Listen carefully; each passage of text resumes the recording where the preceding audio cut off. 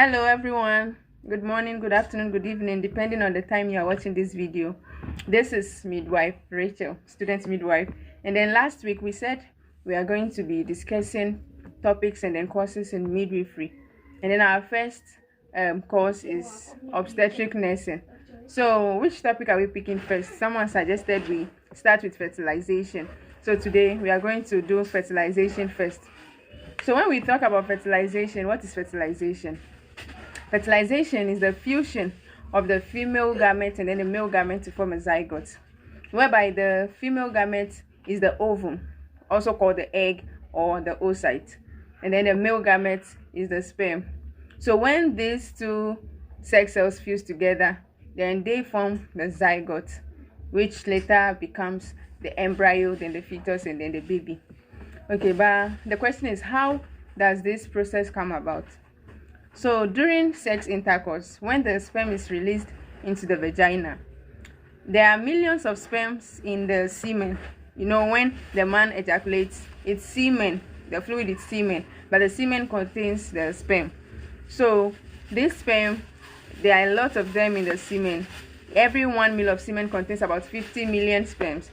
So when this is released into the vagina, because of the acidic nature of the vagina, some of the sperms are killed, and then the journey of the sperm continues because it's many. So as some are killed due to the acidic nature of the vagina, the rest continue the journey through the cervix, and the cervix too has a mucous nature.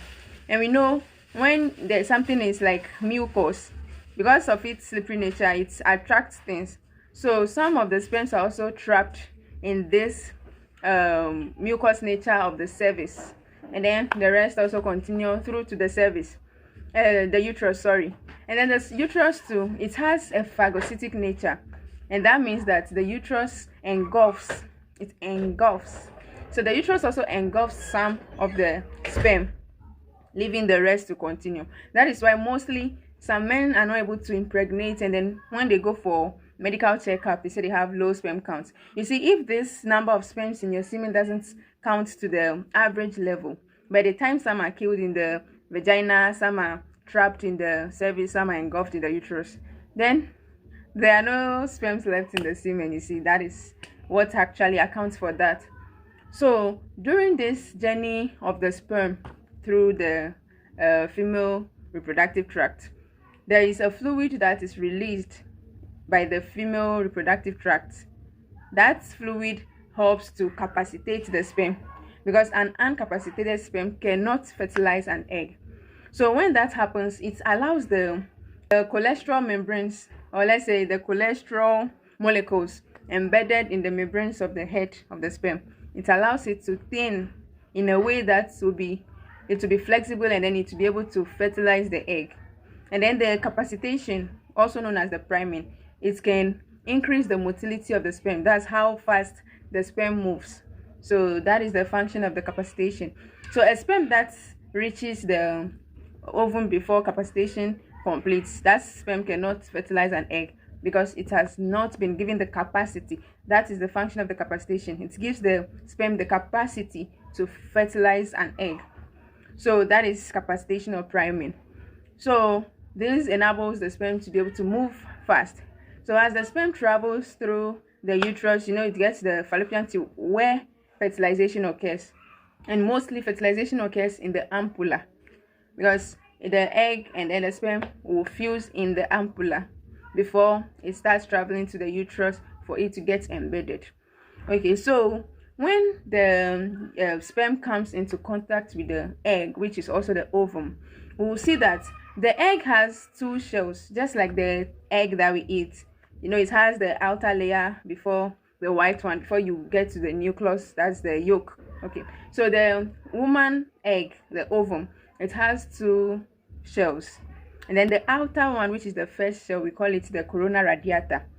Meanwhile, the second one, which is the inner one, is known as the zona pellucida.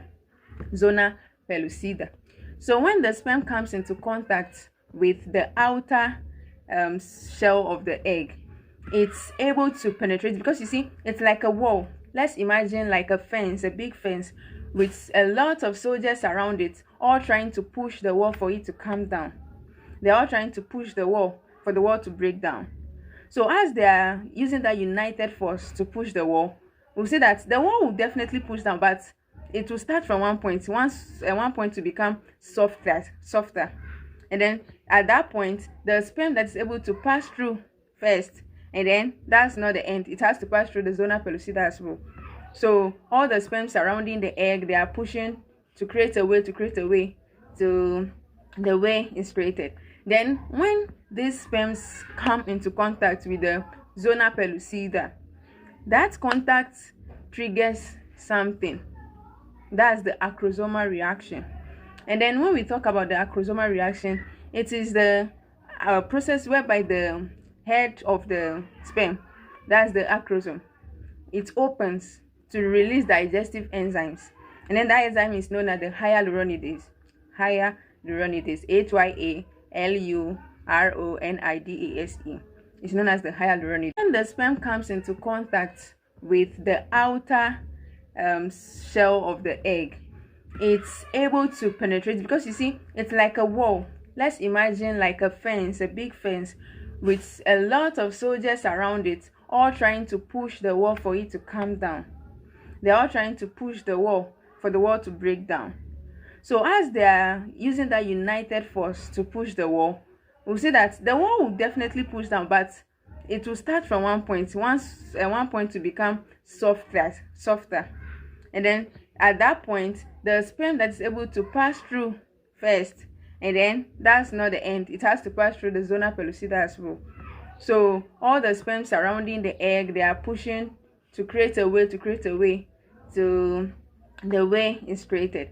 Then when these sperms come into contact with the zona pellucida, that contact triggers something. That's the acrosomal reaction.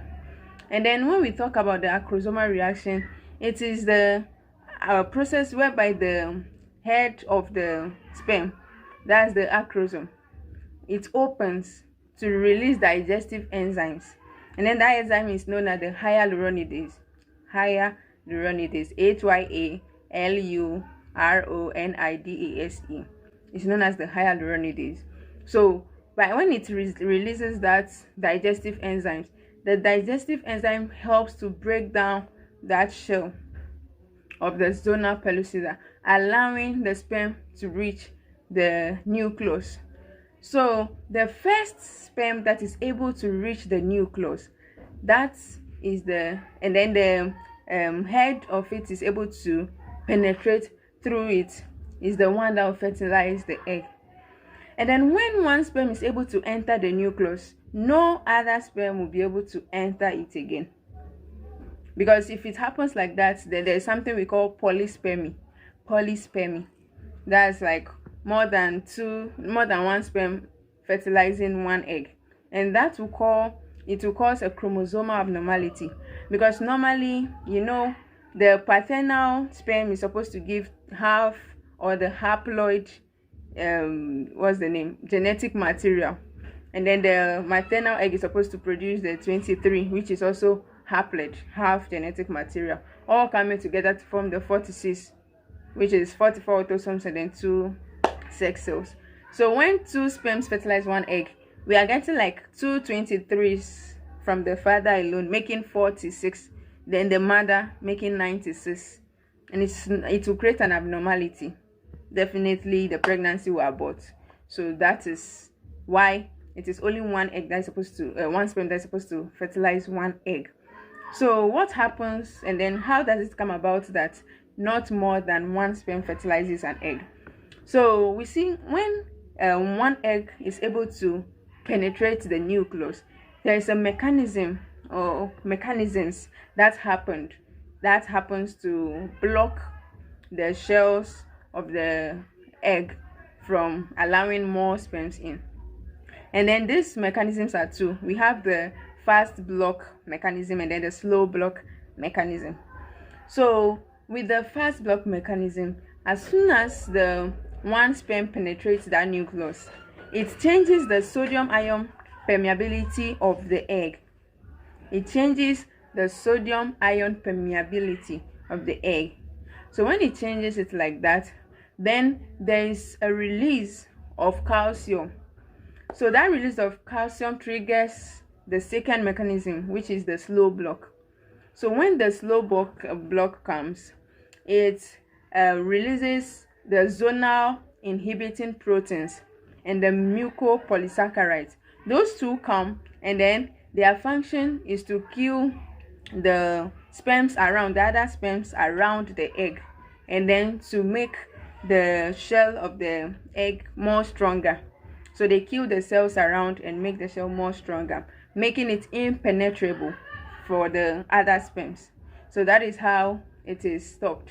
So someone will ask, so how come if one sperm penetrates an egg, some people get twins? That's, we know we have the monozygotic twins and then the dizygotic twins. The dizygotic are the fraternal twins, they don't look alike, and the monozygotic is the one that look alike. So in the dizygotic twins, that means probably the woman released 2 eggs and then 2 different sperms fertilize those 2 different eggs. So this sperm to this egg, this sperm to this egg differently, forming the dizygotic twins. One sperm doesn't fertilize 2 eggs, 2 sperm doesn't fertilize 1 egg. Okay, but what about the monozygotic twins? For the monozygotic twins, it is 1 sperm fertilizing 1 egg. But when it happens like that, this 1 egg that has been fertilized divides further. It divides, and then when it divides into 2 identical cells, this can give us the monozygotic twins. They will look alike. So that is how come the dizygotic twins and then the monozygotic twins come about. So I don't know, this is fertilization. We've not yet talked about embedding or implantation. So that is fertilization, and that is how it comes about. So that is fertilization for us. So please, in case you have any questions or any add-ups or anything you think maybe I didn't explain well, and then you can also help. It's like a learning page, we are all learning, so you can add yours too in the comment section. So kindly like and follow this page if you want more of these videos. So next time we'll be talking about embedding and implantation. Thank you.